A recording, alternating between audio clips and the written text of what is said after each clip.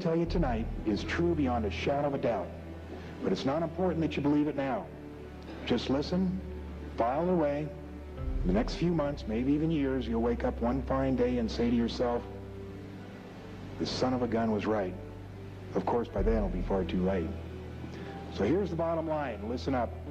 Number one, the United States government, since July 7th, 1947, has collected and has in its possession at least 15, but probably closer to 25 flying saucers belonging to alien civilizations from far beyond our solar system. At least 3 were undamaged, and the Air Force has tried to fly at least one of them under a secret program begun in 1972 and continuing to this date at the Nevada test site and Kwajalein Island in the Pacific. Number 2, the United States government has in cryogenic storage at least 30, but maybe closer to 100 alien bodies representing as many as 3 different civilizations from far beyond our solar system.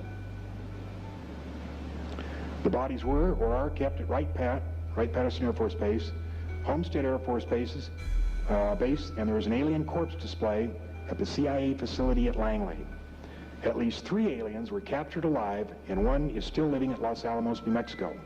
Their nomenclature or names, they were called EBEs, extraterrestrial biological entities. They were named that by Dr. Detlef Bronk, 6th president of the Johns Hopkins University, who was one of the original MJ-12s. So they called them EBEs, and the ones that they captured were in consecutive order: EBE-1, EBE-2, EBE-3.